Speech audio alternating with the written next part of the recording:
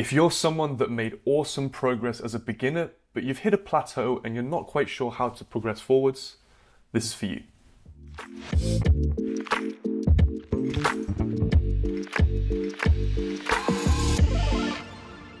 So being a beginner is awesome. You can literally progress by doing pretty much anything. It feels great. Every single session you're making some kind of progress, you're feeling awesome about it, and there's loads of positive feedback loops. Mistakes can be made, there's minimal consequence to these mistakes, and ultimately, life's pretty good. But after some time, you start to feel like you're stagnating, you're plateauing, and you don't really know what to do. At times, this is where people make some major mistakes and they just try to do more, and they don't quite understand or use the levers that they could in order to progress sustainably. When you're hitting this plateau, we could call it stasis. Essentially, it's the location or the place where your body and your system reaches without much need for much progress. All of your day-to-day habits and rituals are easily done with the physicality that you currently progress, and you don't give your body enough clarity of stimulus to understand that it needs to go further. This is where we need to understand a simple concept. When we're training, there's two phases. There's the -1 to 0 phase, and there's the 0 to +1 phase. -1 to 0 is very simply the phase where we're trying to lose weight, where we're trying to rehab an injury, basically anywhere where we're below our baseline, anywhere where we're below our stasis. 0 to +1 is a phase where we're looking to maximize our potential past our baseline. We're looking to improve, progress, the sky is the limit, inspire, aspire, and just do all kinds of exciting new things. What I'd like to offer today is a few simple ideas that you can utilize to really help yourself sustain progress in this phase of your training. When we're in this phase, we have to understand that the system is content. There's no evolutionary need to progress further than what you currently are. So we really have to understand that we have to give clarity of signal to the body, both emotionally and literally, pragmatically, in order to move forwards. So when we're in this camp, there are some fundamental principles that we have to understand. And TDLR, intensity and volume, are incredibly useful. Progressive overload, the main basic principle. But I'm not going to talk about them today. They're obvious and they're utilized, but they're useless unless these first two principles are adhered to. The first principle is consistency.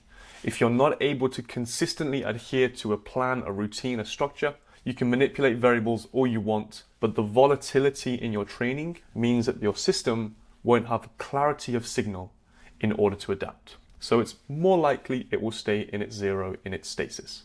Hence, you don't progress. Now, when I talk about consistency, I don't mean training 6 days a week, 2 to 3 hours every single day, working with some kind of professional regime. What I'm talking about is trying to build a structure that you can adhere to that fits into your life and adds to your life. It's a really bad idea to try and push yourself too far beyond your limits, training 6 days a week when you only have time to do 3, for example. This only leads to lacking of motivation, negative feedback loops. If you do manage to reach your 6 days a week, but you only have time and energy for 3, you're likely then to burn out, get injured, and the direction is only negative. Instead, be realistic with yourself. Try to create a structure within your week that makes sense, that you can make sure you hit at least 80% of the time. Use the 80-20 rule. If you design 3 sessions a week, and in a month, that's 12 sessions, give or take. If you manage to hit 9, 10 sessions in that month, give yourself a pat on the back. Great job. You've given yourself something that you can adhere to. You're gaining from, it's adding to your life, it's moving you in the right direction, and you can build step by step from there. Consistency. Principle number 1.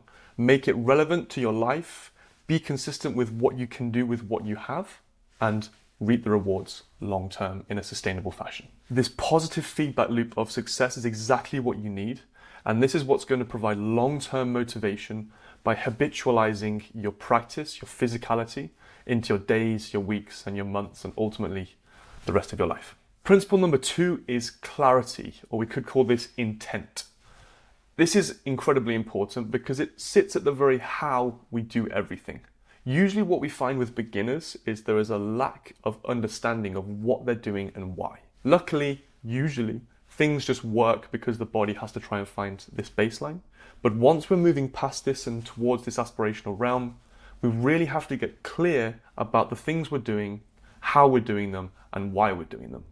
This is where we can really start to access this deeper realm of the body to understand how to move things forward. If we don't have, first of all, the what clear, let's say I want to learn the handstand, and the why, the emotional content, the things that really matter to you, and therefore give you some sense of motivation, and also some positive energy to really work and to really change what you currently can do, you can then start to look at the how, and that is the specific minutiae of exactly the progression, exactly the drill, exactly the angle we're looking for, and ultimately why you're doing that. This is something I work with my online students all the time. If they're not clear on how they're doing things, why they're doing things, and ultimately what they're doing it for, there's a lack of clarity and there's a lack of genuine emotional engagement. Resonance is a word I talk about a lot. If something resonates with you, you're likely to do it. You feel it on a certain level.